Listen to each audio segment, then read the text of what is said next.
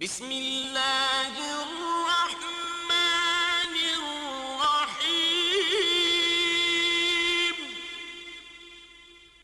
وَلَقَدْ يَسَّرْنَا الْقُرْآنَ لِلذِّكْرِ فَهَلْ مِن مُدَّكِرٍ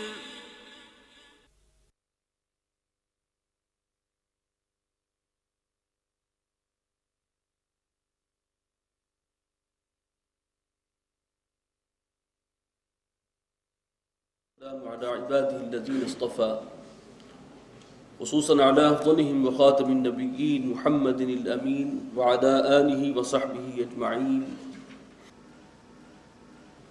أما بعد فأعوذ بالله من الشيطان الرجيم بسم الله الرحمن الرحيم قد أفلح المؤمنون الذين هم في صلاتهم خاشعون والذين هم عن اللغو معرضون والذين هم للزكاة فاعلون صدق الله العظيم رب اشرح لي صدري ويسر لي أمري واحلل عقدة من لساني يفقهوا قولي اللهم ألهمني رشدي وأعذني من شرور نفسي اللهم أرنا الحق حقا وارزقنا اتباعه وأرنا الباطل باطلا وارزقنا اجتنابه اللہم رب زدنی علما آمین یا رب العالمین۔ 18ویں پارے کے آغاز سے سورہ مومنون بھی یہیں سے شروع ہوتی ہے۔ آج ہمارا انشاءاللہ مطالعہ شروع ہوگا۔ یہ سورت بھی مکی سورت ہے اور 14 مکی صورتیں مسلسل آئی ہیں، سورہ یونس سے لے کر اور یہاں سورہ مومنون تک۔ یہ ایک طویل سلسلہ ہے۔ سورہ یونس جو ہے وہ 11ویں پارے سے اس کا آغاز ہوتا ہے اور یہ 18واں پارہ اب چل رہا ہے۔ وہ تقریباً 7 پارے جو ہیں مسلسل مکیات پر مشتمل ہیں۔ اس کے بعد ایک سورت آئے گی سورہ نور، وہ مدنی ہے، اور پھر مکیات کا سلسلہ شروع ہو جائے گا۔ اب جو مکیات ہیں سورہ مومنون سمیت، یہ حضور صلی اللہ علیہ وسلم کے قیام مکہ کے جو ہے وسطی جو عرصہ ہے، درمیانی عرصہ، اس دوران نازل ہونے والی صورتیں ہیں، جبکہ اس سے پہلے بعض صورتیں ہم نے وہ پڑھی تھیں جو بالکل ہجرت سے متصلاً قبل نازل ہوئی تھی۔ تو ان کا ایک اپنا مخصوص انداز ہے۔ مضامین بنیادی طور پر وہی ہیں، ایمانیات، توحید، رسالت، آخرت، اور آپ نے دیکھا کہ ایک پھول کا مضمون ہو تو 100 رنگ سے باندھو۔ مضامین بار بار ریپیٹ ہو رہے ہیں، مختلف اسالیب میں، مختلف پیرائے میں، مختلف سیاق و سباق میں، جس کا اصل فائدہ یہ ہے کہ ہر شخص، وہ کسی بھی مزاج کا ہو، کسی بھی افتاد طبع کا ہو، وہ اس کے لیے اس کے اندر ہدایت اور رہنمائی کا اور موعظت کا سامان موجود ہے۔ کسی کے لیے کوئی ایک اسلوب مؤثر ہوتا ہے، کسی دوسرے کے لیے کوئی دوسرا اسلوب زیادہ مؤثر ہوتا ہے، تو کوئی پیرایا بیان اللہ تعالیٰ نے چھوڑا نہیں ہے۔ اور اس کے اندر اس کی جو ہے ظاہر بات ہے کہ اللہ کا کلام ہے، وہ علی کل شیء قدیر، ہر اعتبار سے ہے، قدرت کلام بھی اس کی جو ہے وہ کامل ہے، تو اس کا اظہار بھی ہے ان مختلف اسالیب میں جو ہمارے سامنے آتا ہے۔ بسم اللہ الرحمن الرحیم۔ قد افلح المؤمنون،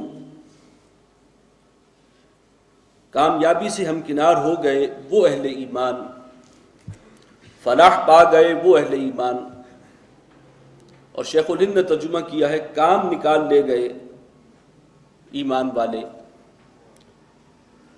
مفہوم سب کا ایک ہی ہے، جو کامیابی سے ہمکنار ہوئے ہیں، فلاح سے ہمکنار ہوئے ہیں، جنہوں نے اپنا کام نکال لیا جو اصل کام تھا۔ لیکن کون اہل ایمان؟ اب آگے ان کے لیے ان کے اوصاف بیان ہو رہے ہیں۔ الذین هم فی صلاتهم خاشعون، وہ لوگ کہ جو اپنی نمازوں میں عاجزی کرنے والے ہیں، جھکنے والے ہیں۔ اور ایک جھکنا تو ظاہری ہے کہ رکوع اور سجود وہ تو نماز کا حصہ ہے، انسان پہلے جھکتا ہے اور پھر بالکل بچ جاتا ہے سجدے میں، لیکن ایک معنن ہے، باطنی ہے، یہاں جس عاجزی کا ذکر ہے وہ اصل میں باطنی ہے کہ اندر سے بھی پوری شخصیت اللہ کے سامنے جھکی ہوئی ہو. والذین هم عن اللغو معرضون، اور وہ لوگ کہ جو لغو باتوں سے اعراض کرتے ہیں، گریز کرتے ہیں. یہ عجیب وصف بیان ہوا ہے. ہمارے جو ذہنوں میں ایک بندہ مومن کے تصورات ہیں، اس میں یہ صفت جو ہے وہ کہیں بھی کم سے کم ہم اس کو جگہ نہیں دیتے. قرآن مجید نے بڑی اہمیت سے بیان کیا اسے. لغو سے اعراض کرنے والے، لغو کام وہ ہے کہ جس کا نہ کوئی اخروی اعتبار سے کوئی فائدہ ہے نہ دنیاوی فائدہ. دنیا میں بھی تلاش معاش کے لیے بھاگ دوڑ کی جائے، اسلامی تعلیمات کے اندر رہتے ہوئے حلال حرام کی پابندی کرتے ہوئے کی جائے تو وہ تو ایک اجر و ثواب کا ذریعہ ہے. اسی طریقے سے ایسے کام یا ایسے کھیل جس میں ایکسرسائز کا پہلو غالب ہو، جس میں جسمانی صحت جو ہے اس کو اپنے آپ کو فٹ رکھنے کا معاملہ ہو، وہ بھی لغو سے باہر ہے. لیکن لغو میں یہ ہے کہ کوئی بھی فائدہ نہیں ہے، جس کی سب سے بڑی مثال ہماری جو ہے وہ انڈور گیمز میں یہ تاش ہے اور شطرنج ہے. محض وقت کا ضیاع. اور یہ دونوں کھیل ایسے ہیں کہ ساری ساری رات انسان اس کے اندر مگن رہتا ہے، اسے پتہ نہیں لگتا. تو جو بھی کام اس قسم کا ہے کہ نہ اس کا کوئی دنیاوی فائدہ نہ اخروی فائدہ، محض وقت گزاری، حالانکہ یہ وقت تو بہت قیمتی ہے ایک اعتبار سے. اسی محدود سے وقت میں ہم نے اپنی آخرت بنانی ہے. یہی ہے ہمارے پاس پونجی، کل پونجی یہی ہے، اصل سرمایہ اثاثہ یہی ہے. اس کو ضائع کر دینا یہ بندہ مومن افورڈ نہیں کر سکتا. تو اس پہلو سے اس وصف کو اتنی اہمیت سے بیان کیا گیا. والذین هم عن اللغو معرضون، وہ لوگ کہ جو لغو باتوں سے، لغو کاموں سے اعراض کرتے ہیں. والذین هم بالزکاة فاعلون، اور وہ لوگ کہ جو زکوٰۃ پر کاربند رہتے ہیں. یہ چونکہ مکی صورت ہے اور درمیانی عرصے کی ہے، باقاعدہ زکوٰۃ کا نظام ابھی نافذ نہیں تھا، وہ 2.5% والا نصاب ابھی وہ انٹروڈیوس نہیں ہوا تھا. تو اسی لیے ایتائے زکوٰۃ نہیں آیا، بلکہ للزکاة فاعلون، جو پے ہم زکوٰۃ ادا کرتے رہتے ہیں، یعنی اللہ کی راہ میں صدقہ و خیرات ان کا معمول ہے، ان کی زندگی کا ایک لازمی جز ہے، حصہ. والذین هم لفروجہم حافظون، اگلا وصف وہ لوگ کہ جو اپنی عفت و عصمت کی حفاظت کرتے ہیں، شرمگاہوں کی حفاظت کرتے ہیں.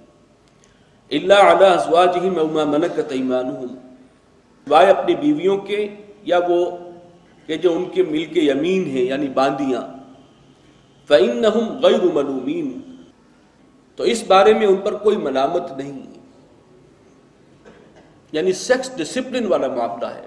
جو جائز راستہ اللہ نے معین کر دیا اس پر پابندی نہیں ہے، اس پر کوئی حد بندی نہیں ہے، اس میں ملامت بھی نہیں ہے. لیکن یہ ہے کہ اس سے زیادہ وہ فرمایا فمن ابتغى وراء ذلك، اور جو کوئی اس کے علاوہ کا طلبگار ہوگا، اس سے بڑھ کر جو ہے وہ حدود کو پھلانگنا چاہے گا، فاولئک هم العادون، تو وہی ہیں حد سے تجاوز کرنے والے. یعنی ان کی زندگی میں سیکس ڈسپلن ہے پورے طور پر، جائز حدود کے اندر رہتے ہوئے جو بھی اللہ نے ذریعہ بنایا ہے اس کو استعمال کرتے ہیں، اس کے علاوہ پوری حفاظت کرتے ہیں اپنی عفت و عصمت کی. والذین هم لاماناتہم وعہدہم راعون، یہ جو اوصاف یہاں بیان ہو رہے ہیں یہ تعمیر سیرت کے حوالے سے بہت اہم ہے. کیریکٹر بلڈنگ، ایک بندہ مومن کی سیرت کی تعمیر، اس میں ایک تو تعلق مع اللہ ہے، اللہ سے لو لگانا ہے، اس میں نماز ہے. پھر حقوق العباد میں یہ ہے کہ صدقہ و خیرات کرتے رہنا، زکوٰۃ ادا کرتے رہنا. آخرت پر ایمان کے حوالے سے بہت اہم بات یہ ہے کہ لغو سے بچنا. انہیں معلوم ہے کہ یہ اوقات بہت قیمتی ہیں اور یہاں کا ایک ایک لمحہ جو ہے ابدی نتائج کا حامل ہونے والا ہے، لہذا وہ ضائع نہیں کرتے کوئی لمحہ. اور اسی طرح یہ ہے کہ تعمیر سیرت کے حوالے سے سیکس ڈسپلن. اور آگے فرمایا والذین هم لاماناتہم وعہدہم راعون، وہ لوگ جو اپنی امانتوں اور اپنے عہد کی پاسداری کرنے والے ہیں. یہ بھی تعمیر سیرت کے حوالے سے بہت اہم وصف ہے. امانت داری، ایفائے عہد. جس قوم میں سے یہ نکل جائے وہ قوم پھر اخلاقی اعتبار سے اور ہر اعتبار سے دیوالیہ ہو جاتی. اور اس کا بڑا گہرا تعلق ہے ہمارے ایمان کے ساتھ. ہم عام طور پہ یہ سمجھتے ہیں کہ اس کا ایمان سے کیا تعلق ہے.